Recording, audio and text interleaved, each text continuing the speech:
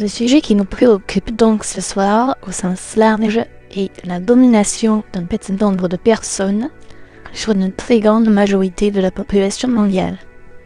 Et surtout, comment s'en émanciper. Le concept le plus répandu par rapport à cette émancipation est celui du Messie ou du Sauveur, issu des religions. Nous n'abordons pas ici s'il s'agit d'un sauveur intérieur propre à chacun ou extérieur.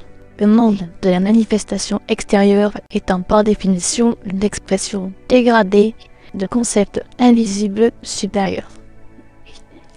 Le véritable Messie ne peut être que intérieur et non extérieur. Cependant, comme la manifestation extérieure de ce concept messianique peut prendre une multitude de formes plus ou moins dégradées, il convient de les distinguer pour savoir si elles facilitent ou si elles handicapent l'émergence du sauveur intérieur propre à chacun selon l'état d'avancement de nos parcours individuels. Bien que le sauveur extérieur soit une matérialisation dégradée et peut-être considérable. La plus emblématique étant la venue du tant attendu roi des Juifs, Jésus de Nazareth, il y a 2 millénaires. Le petit nombre des dominants locaux, marchands du temple, scribes et pharisiens, puis ensuite Rome, furent dépassés par la propagation inouïe de sa parole émancipatrice. Ils ont apporté différentes réponses à cet événement. Premièrement, se débarrasser physiquement de lui, puis voyant que sa parole continuait à se propager au fil des siècles, l'empereur Constantin de Rome se convertit au christianisme pour mieux le contrôler. L'Église catholique romaine pérennisa ensuite son pouvoir au Vatican pendant une quinzaine de siècles. Mais cette histoire millénaire trahit une obsession de l'Empire romain, ou de l'Église catholique, envers ce que cette dernière appelle sa fille aînée, la France, la Gaule. Pour approfondir le sujet, nous vous invitons à visionner la série de Pas comme tellement, l'Empire n'a jamais pris fin. Les méthodes d'opposition à cette parole émancipatrice sont innombrables.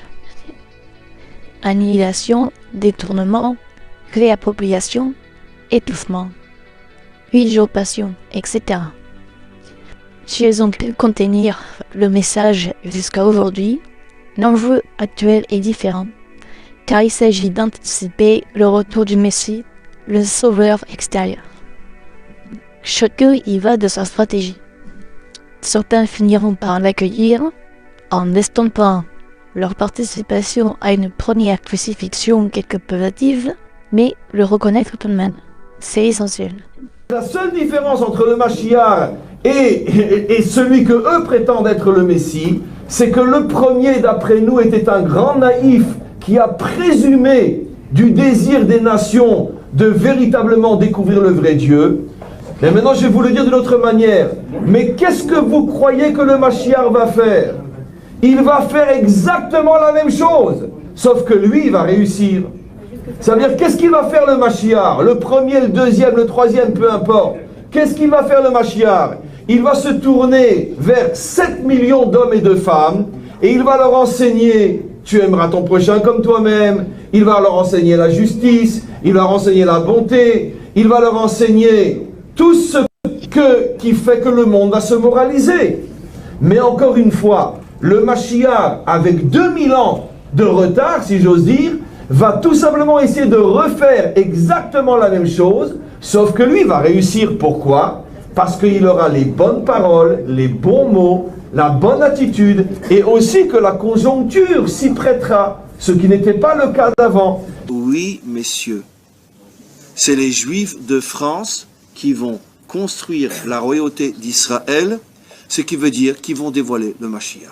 Ils vont vous enfermer quand vous allez... Comment? Les Juifs américains peut-être, pas les Juifs français. Si certains décident donc finalement de le reconnaître, d'autres sont toujours sur le choix de l'annihilation frontale. Mais ce ne sont pas ces exemples binaires, faciles à identifier, qui nous intéressent. Ce sont plutôt les stratégies intermédiaires, indirecte, bancale, trompeuse, floue et mouvante, complexe ou sournoise, bien plus difficile à détecter. Elles se sont multipliées de façon exponentielle à l'approche du deuxième millénaire, passant par le moment pivot des convoitises et des dérives autour de l'héritage de l'écrivain Honoré de Balzac que nous avons commencé à couvrir dans nos derniers dossiers. Balzac et sa femme Ewelina Hanska ont en effet financé l'éducation d'un descendant valois prétendant au trône de France, Pierre d'Ivol, qui est considéré par beaucoup, notamment par le dérenseigné, pointilleux et méticuleux érudit René Guénon, comme étant vulcanique, auteur d'ouvrages alchimiques de référence comme Le mystère des cathédrales. Pierre d'Ivol était le mentor de Paul Lecourt, promoteur de l'apocalyptique ère du Verseau, allègrement reprise par la machine de propagande hollywoodienne à la sauce New Age.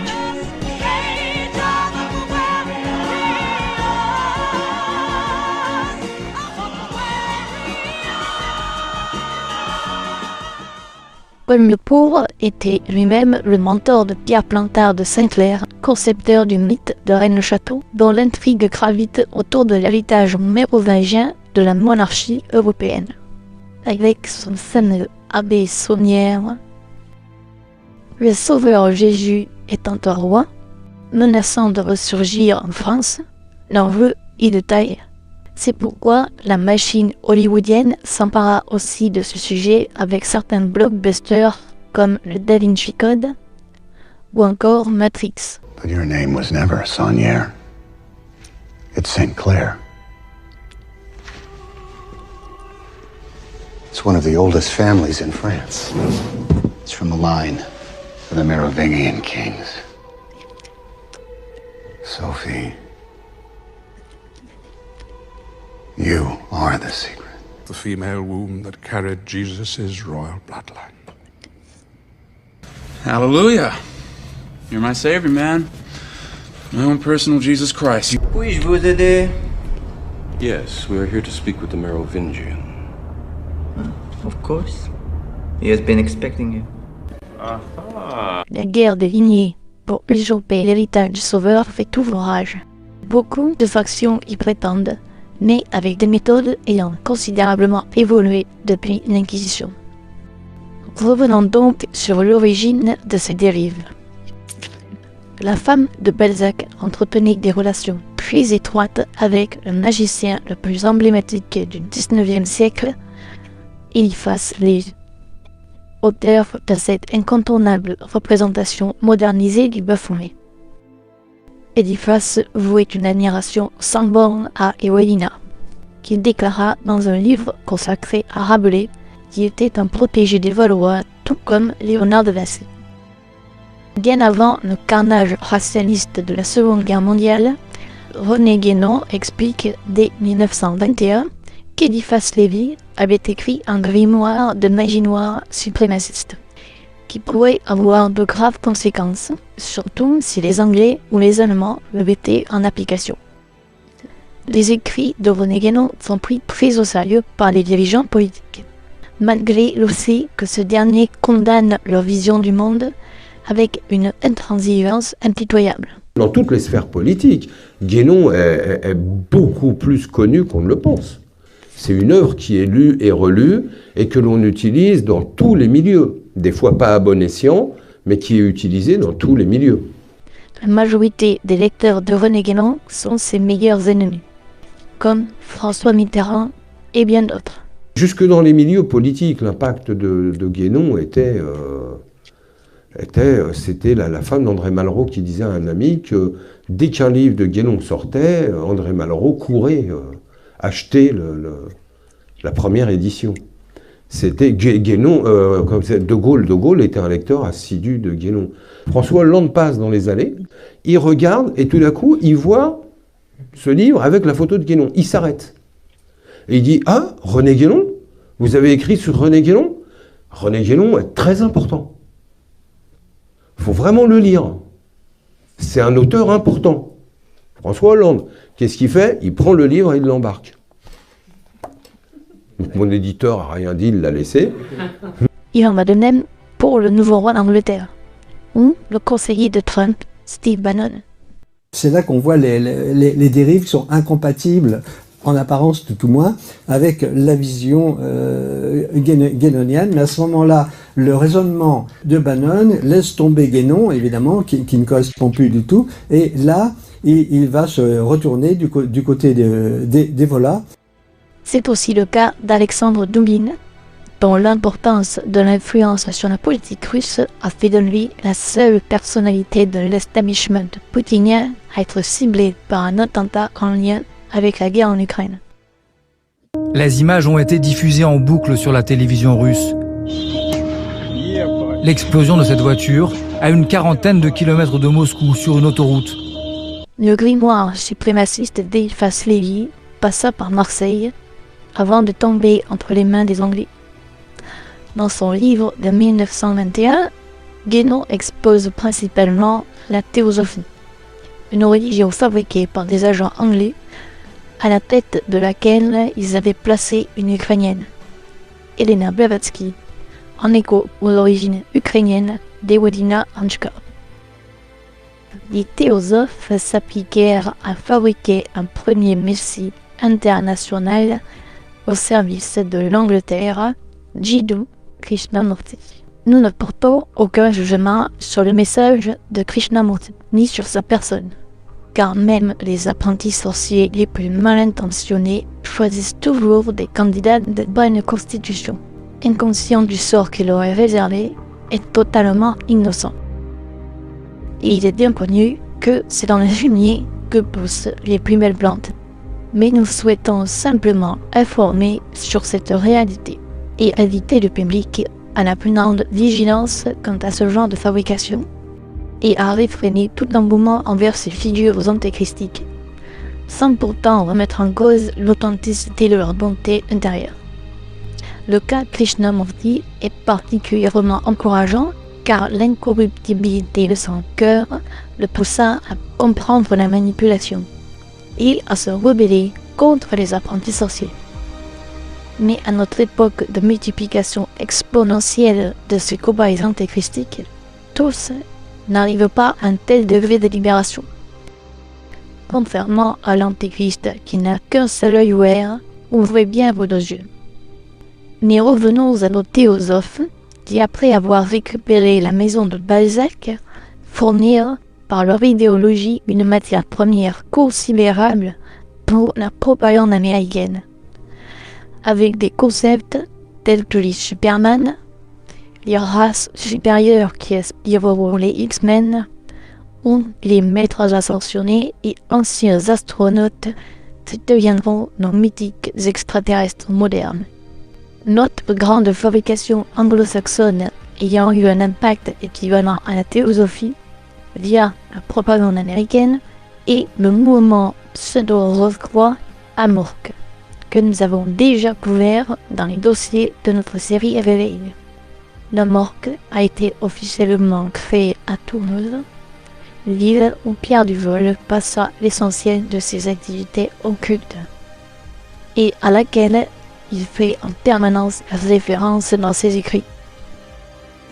Les terres hérétiques du pays cathare sont en effet le théâtre de convoitises et de conflits majeurs depuis des siècles.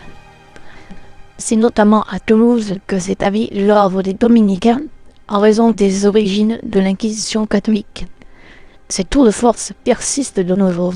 Ainsi, René Guénon affirme que l'origine toulousaine de la morque est une invention mise au service de l'emblématique magicien du XXe siècle, Aleister Crowley, autoproclamé la bête 666, et que ce dernier aurait plagié sa doctrine sur Joséphin Péladan. C'est aussi des milieux occultistes toulousains que Joséphin Péladan, dont nous avons déjà parlé dans nos dossiers, tire l'essentiel de ses connaissances et de son réseau, notamment Firmin Boissin.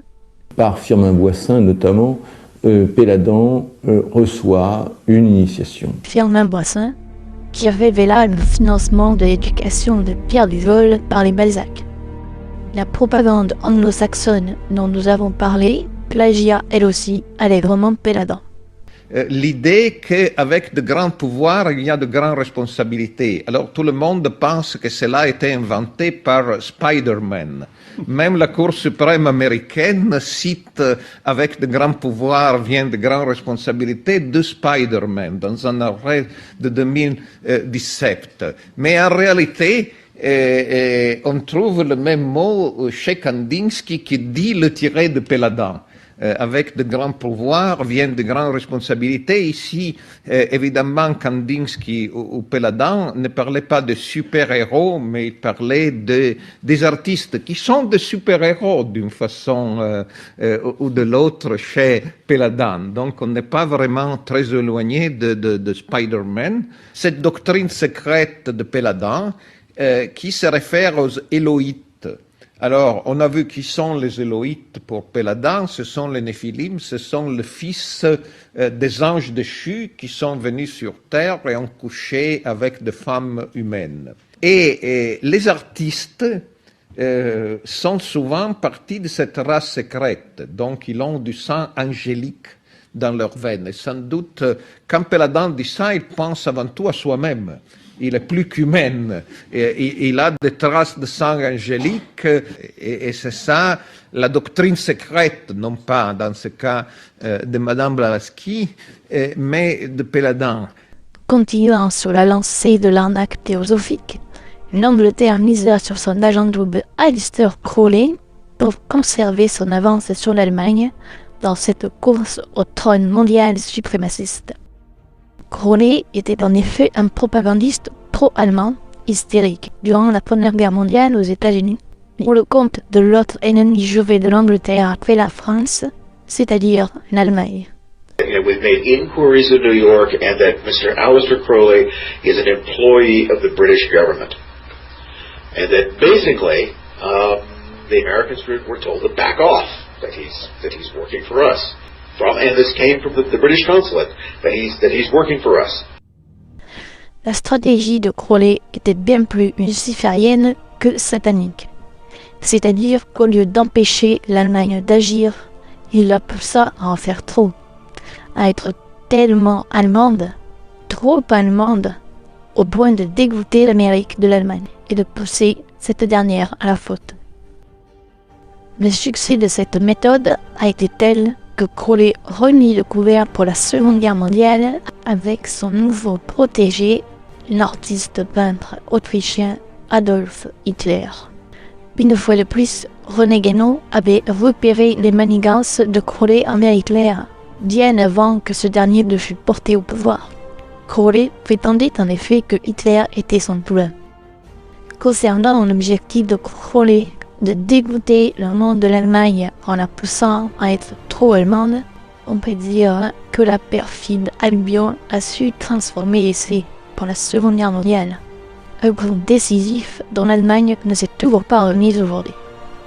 En parallèle de cela, Crowley œuvrait pour la création d'un nationalisme ukrainien, stratégie qui prend tout son sens à la vue des éléments avancés précédemment et de l'actualité. Comme nous l'avons couvert dans le dossier sur Elon Musk, Crowley était un grand fan de Balzac. Tout comme son acolyte des soirées Kensex londoniennes des années 30, Aldous Huxley. Huxley habitait lui aussi dans le sud-est de la France, et était, comme Aleister Crowley, grand fan de Balzac. Mais en littérature, vous avez dû avoir des maîtres. Est-ce que vous vous reconnaissez des maîtres en littérature anglaise ou française? Surtout en France, Stendhal et Balzac. Et puis il faut voir aussi une chose qui n'est pas très connue, Crowley. Pour Crowley, le romancier français préféré de Crowley, c'est Balzac. Ouais.